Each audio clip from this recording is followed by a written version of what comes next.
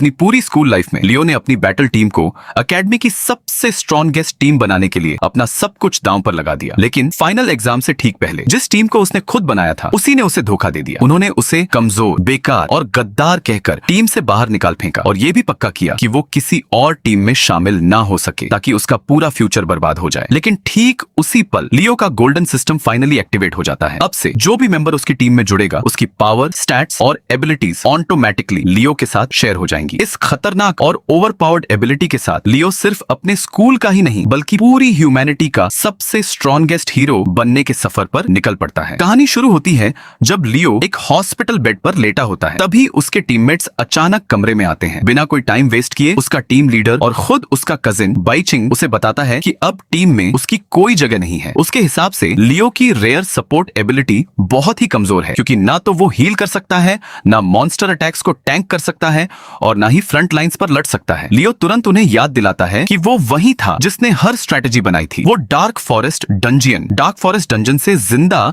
सिर्फ इसलिए लौट पाए क्योंकि लियो ने उनकी सारी चोटें अपने ऊपर ले ली थी। उसके बिना आज उनमें से कोई भी जिंदा नहीं होता। लेकिन बाकी टीम उसकी इस बात को मानने से साफ इनकार कर देती है। वो कहते हैं कि लियो सिर्फ उनके दम पर लेवल अप कर पाया है। पिछले 3 सालों से कॉलेज रैंकिंग्स के टॉप पर रहने के बाद अब वो लियो को सिर्फ एक बोझ, बर्डन मानते हैं जो टीम को पीछे खींच रहा है। ये देखकर कि इन पागलों से बहस करने का कोई फायदा नहीं, लियो शांति से उनका फैसला मान लेता है। लेकिन जाने से पहले वो उन सारी चोटों को उनके असली मालिकों को वापस लौटा देता है जो उसने अब तक अपने ऊपर ली थी। यही उसकी एबिलिटी की असली पावर थी। सालों से वो अपने टीममेट्स के घाव अपने ऊपर ले रहा था ताकि वो बिना किसी रिस्क के लड़ सके। जैसे ही इंजरीज वापस ट्रांसफर होती है लियो अपने शरीर से पट्टियां खोलता है। वो अब पूरी तरह से हील हो चुका था। बिना एक भी शब्द कहे वो वहां से चला जाता है। उसी शाम लियो फ्रस्ट्रेटेड होकर घर लौटता है। कॉलेज एंट्रेंस एग्जाम में 1 महीने से भी कम समय बचा था और वो जानता था कि कोई भी टीम अब उसे एक्सेप्ट नहीं करेगी। उन लोगों की मदद करने में 3 साल बर्बाद करने के बाद जिन्होंने कभी उसकी कद्र नहीं की, उसका फ्यूचर अब पूरी तरह से अंधेरे में था। लेकिन तभी उसके सामने एक चमकता हुआ गोल्डन सिस्टम पैनल आता है। Condition complete, bond system successfully awakened, 100 team points awarded. System बताता है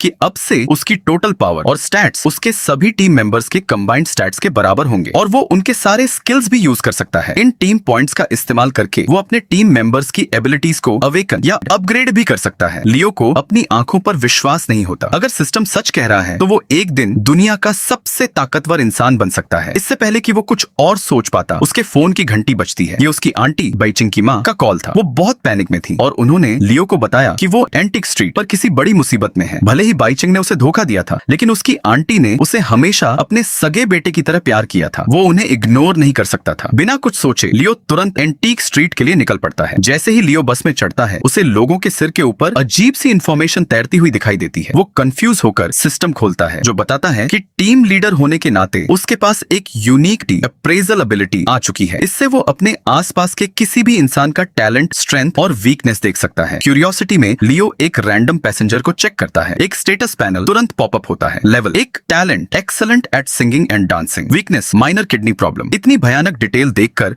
लियो स्पीचलेस रह जाता है। सिस्टम फिर एक और इम्पॉसिबल फीचर रिवील करता है। ये बॉन्ड सिस्टम लोगों का प्रोफेशन तक बदल सकता है। एक ऐसी दुनिया में जहां अवेकनिंग के बाद प्रोफेशन हमेशा के लिए परमानेंट होता है। ये एबिलिटी पूरी दुनिया के रूल्स के खिलाफ थी और बात यही खत्म नहीं होती। टीम जितने मॉन्स्टर्स को हराएगी उन्हें उतने ही टीम पॉइंट्स मिलेंगे और लियो के टीममेट्स जितने स्ट्रॉन्ग होंगे लियो खुद भी उतना ही स्ट्रॉन्ग होता जाएगा। एंटीक स्ट्रीट पहुंचकर लियो देखता है कि एक दुकानदार उसकी आंटी पर एक एंटीक तोड़ने का इल्जाम लगा रहा है और 50,000 की डिमांड कर रहा है। आंटी कहती हैं कि उन्होंने सिर्फ उसे छुआ था लेकिन वो आदमी कुछ सुनने को तैयार नहीं था। इससे पहले की बात और बिगड़ती लियो बीच में आता है। बहस करने के बजाय वो शांति से उस आदमी का स्टेटस चेक करता है और उसे सच्चाई पता चल जाती है। वो आदमी लालची नहीं था। उसकी छोटी सी बेटी को एक इविल स्पिरिट खा रही थी और वो उसे बचाने के लिए डेस्परेट होकर पैसे जमा कर रहा था। लियो उसे बताता है कि हॉस्पिटल इसमें कोई मदद नहीं कर पाएगा क्योंकि ये बीमारी फिजिकल नहीं है। आदमी हैरान रह जाता है।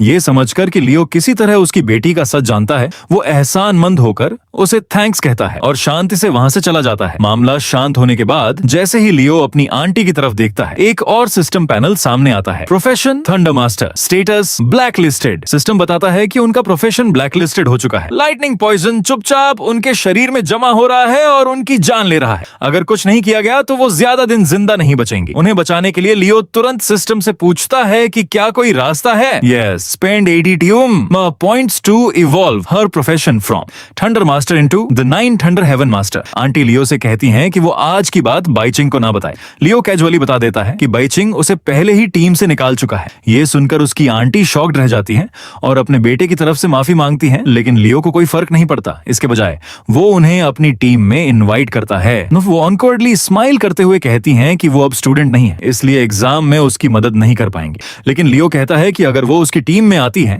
तो वो उनके शरीर का सारा लाइटनिंग पॉइजन खत्म कर देगा। एक पल सोचने के बाद वो इनविटेशन एक्सेप्ट कर लेती हैं। New team member successfully recruited. बिना टाइम वेस्ट किए लियो 80 पॉइंट्स यूज करके उनके प्रोफेशन को इवॉल्व कर देता है। जब आंटी अपना अपडेटेड स्टेटस देखती हैं तो वो पूरी तरह सन्न रह जाती हैं। पॉइजन तो गायब हो ही गया था, साथ ही उनका प्रोफेशन अब एक लेजेंडरी लेवल पर पहुंच चुका था। उसी वक्त लियो को नोटिफिकेशंस आते हैं, powerful team member recruited, thunder attribute acquired, stats increased, new skills, thunder skill and high speed movement. Leo को अब समझ आता है कि ये सिस्टम असल में कितना खतरनाक है। वो अपनी आंटी से ये सब सीक्रेट रखने को कहता है, क्योंकि अगर दुनिया को पता चला कि कोई दूसरों का प्रोफेशन बदल सकता है तो तबाही मच जाएगी। अगले दिन स्कूल पहुंचते ही लियो महसूस करता है कि स्टैट्स बढ़ने से उसकी बॉडी कितनी हल्की और पावरफुल हो गई है। लेकिन कैंपस का माहौल बहुत टेंस था। नोटिस बोर्ड पर लियो का नाम सबसे ऊपर था। बाइचिंग ने ये झूठी खबर फैला दी थी कि लियो ने टीम को धोखा दिया है और वो एक लालची गद्दार है, ताकि लियो का फ्यूचर पूरी तरह से तबाह हो जाए। लियो को पता चलता है कि अगले ही दिन एक स्पेशल कंपटीशन होने वाला है, जिसमें पार्टिसिपेट करने के लिए कम से कम एक टीममेट होना जरूरी है। जब टीचर उससे पूछते हैं कि क्या उसके पास कोई पार्टनर है, तो लियो मना कर देता है। तभी वहां मूली की एंट्री होती है। न्यान चेंग मिडिल स्कूल की नंबर 1 स्टूडेंट, जिसे कंपटीशन से ठीक पहले उसकी टीम ने धोखा देकर निकाल दिया था। टीचर उन दोनों को टीम बनाने का सजेशन देते हैं। मूली तुरंत मान जाती है और यहाँ तक कहती है कि वो डंजियन में लियो को प्रोटेक्ट करेगी। लेकिन सबको चौंकाते हुए लियो उसका ऑफर रिजेक्ट कर देता है। वो टीम बनाने से मना नहीं कर रहा था, उसकी बस एक शर्त थी, टीम का लीडर वो खुद बनेगा। ये डिसाइड करने के लिए दोनों के बीच अरीना में एक ड्यूअल दर्ज होता है। मूली अपने स्ट्रेंथ को लेकर इतनी कॉन्फिडेंट थी कि वो कहती है कि उसे अपनी स्किल्स यूज करने की जरूरत ही नहीं है, वो सिर्फ अपनी फिजिकल पावर से लियो को हरा देगी। लियो बस मुस्कुराता है और कहता है, अपने आप को मत रोकना। लियो के इस कॉन्फिडेंस से इरिटेट होकर मूली अपना पहला अटैक करती है, लेकिन लियो बिना किसी मेहनत के उसके अटैक को डॉज कर लेता है। टीचर को लगता है कि मूली आसानी से जीत जाएगी, लेकिन अगले ही पल लियो एक परफेक्ट ओपनिंग देखकर मूली को इतनी जोर से धक्का मारता है कि वो कई कदम पीछे खिसक जाती है। ड्यूअल शुरू होने के बाद पहली बार मूली के चेहरे पर शॉक था। वो समझ जाती है कि लियो कोई नॉर्मल सपोर्ट टाइप अवेकनर नहीं है। लियो मजाक में पूछता है, क्या तुम अभी भी बिना स्किल्स के लड़ना चाहती हो? हार जाओगी। थोड़ी शर्मिंदा होकर मूली फाइनली सीरियस हो जाती है और अपनी पूरी ताकत से अटैक करती है, लेकिन लियो अपनी इनक्रेडिबल स्पीड से हर अटैक को डॉज कर रहा था। जब फिजिकल अटैक्स काम नहीं आते तो मूली फाइनली अपनी असली पावर, अपनी स्किल एक्टिवेट करती है। पूरा अरीना -50 डिग्री की बर्फ में जम जाता है। वो एक भयानक आइस स्ट्राइक करती है, जिससे पूरा अखाड़ा बर्फ के धुएं से भर जाता है।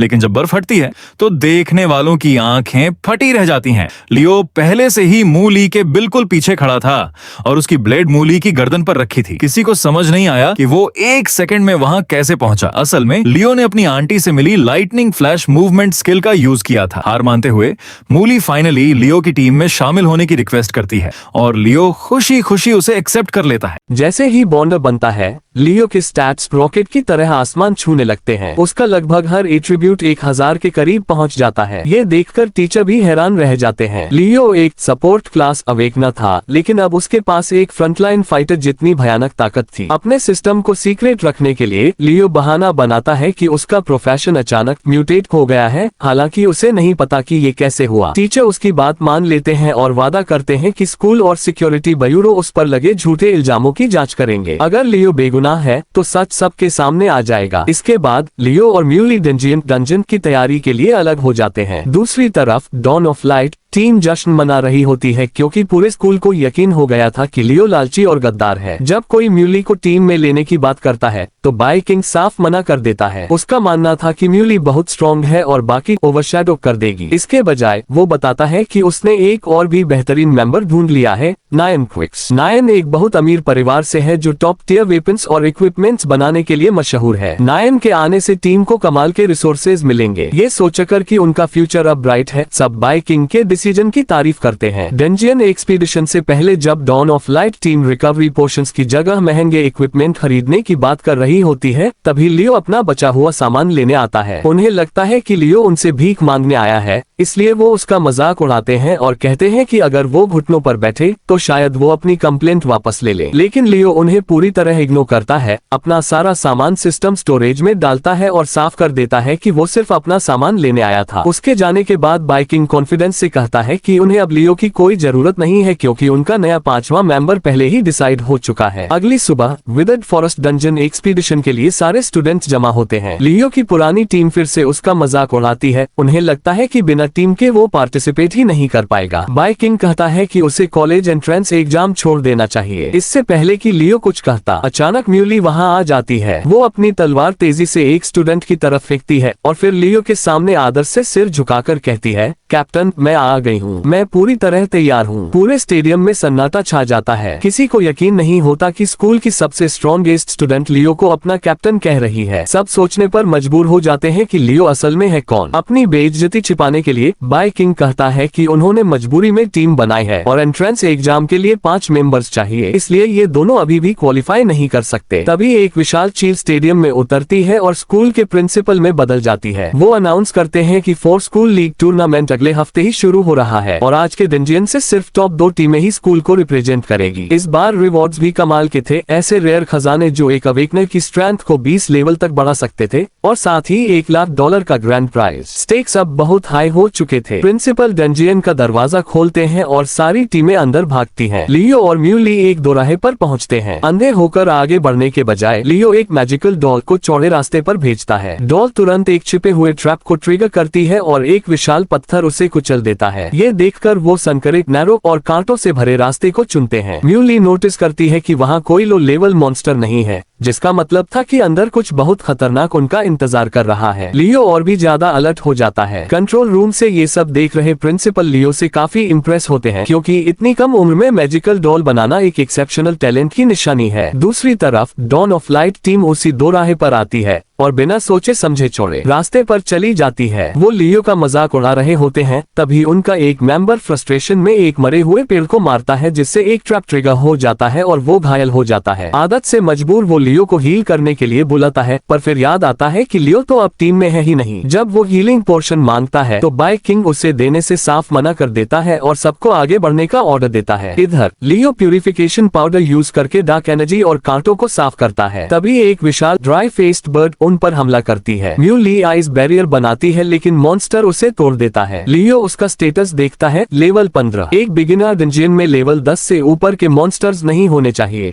मतलब यहाँ कुछ तो बहुत गड़बड़ है। जैसे ही बर्ड दोबारा अटैक करती है, लियो अपना स्टैट शेयरिंग एक्टिवेट करता है और अपने सारे एट्रीब्यूट्स म्यूली को ट्रांसफर कर देता है। म्यूली सिर्फ एक ही वार में उस मॉन्स्टर को चीर कर रख देती है। वो हैरान रह जाती है, अगर लियो के स्टैट्स उसे इतना पावरफुल बना सकते हैं तो खुद लियो कितना ताकतवर होगा। तभी उस बर्ड की चीख सुनकर दर्जनों और बर्ड्स उन्हें घेर लेती हैं। लियो शांत रहता है और सिस्टम चेक करता है। हर बर्ड के 75 पॉइंट्स थे। बाहर कंट्रोल रूम में प्रिंसिपल म्यूली की अचानक बढ़ी हुई ताकत देखकर हैरान होते हैं। टीचर यूजी उन्हें लियो की पावर और झूठे इल्जामों की पूरी कहानी बताते हैं। प्रिंसिपल टीचर्स को इमरजेंसी रेस्क्यू के लिए तैयार रहने को कहते हैं, लेकिन डंजियन के अंदर म्यूली अपनी एक आइस स्किल से पूरी की पूरी बर्ड्स के झुंड को जमा देती है और एक ही अटैक में सबको चकनाचूर कर देती है। कंट्रोल रूम में सन्नाटा छा जाता है। इसके बाद तो लियो और म्यूली पूरे डंजियन में तबाही मचा देते हैं। वो 4900 पॉइंट्स के साथ रैंकिंग में नंबर 1 पर आ जाते हैं। प्रिंसिपल डिसाइड करते हैं कि वो पिछले साल सस्पेंड हुए जीनियस स्टूडेंट्स को लियो की टीम में इनवाइट करेंगे, ताकि उसकी 5 लोगों की टीम पूरी हो सके। उधर Dawn of Light team dungeon से बाहर आती है, बुरी तरह घायल और लहूलुहान। लीडर बोर्ड अपडेट होता है और पता चलता है कि उनके पॉइंट्स 0 हैं। 1 घंटे में वो एक भी मॉन्स्टर नहीं मार पाए। सब उनका मजाक उड़ाते हैं। बाइकिंग बहाने बनाता है कि डंजियन बहुत हार्ड था, लेकिन तभी किसी का ध्यान लीडर बोर्ड पर जाता है। फर्स्ट प्लेस वाली टीम 11,000 पॉइंट्स पर पहुंच चुकी थी, जबकि सेकंड टीम के सिर्फ 6,000 पॉइंट्स थे। बाइकिंग को शक होने लगता है कि ये टीम कहीं लियो की तो नहीं। डंजियन के अंदर बिना एक उंगली उठाए लियो का लेवल लगातार बढ़ते बढ़ते सीधा लेवल 80 तक पहुंच जाता है। वो और म्यूली डंजियन के बिल्कुल गहराई में एक विशाल खुले मैदान में पहुंचते हैं। वहाँ एक बहुत बड़ा पेड़ था। अचानक उस पेड़ से हरी एनर्जी निकलती है और जमीन फाड़कर भयानक जड़ें, रूट्स उन्हें हर तरफ से घेर लेती हैं। ये इस डंजियन का असली बॉस था। लियो उसे स्कैन करता है। Level 30 fast evolution. एक बिगिनर डंजियन में इतना खतरनाक बॉस होना इम्पॉसिबल था, लेकिन इससे पहले कि वो कुछ कर पाते, बॉस की जड़ें म्यूली को जकड़ लेती हैं। म्यूली देखती है कि पेड़ की डालियों पर दर्जनों लाशें लटक रही थीं, जिनकी जान इस बॉस ने चूस ली थी। उसे पछतावा होता है कि उसने लियो की बात नहीं मानी। ये देखकर कि बॉस पहले ही इवॉल्व हो चुका है, लियो समझ जाता है कि अब वो खुद को नहीं रोक सकता। बिना पलक झपकाए वो अपनी 9 हेवनली थंडर की पावर एक्टिवेट करता है। उसके हाथ में बिजली का एक विशाल गोला बन जाता है। कंट्रोल रूम में प्रिंसिपल लेवल 30 का बॉस देखकर घबरा जाते हैं और रेस्क्यू टीम भेजने का ऑर्डर देते हैं।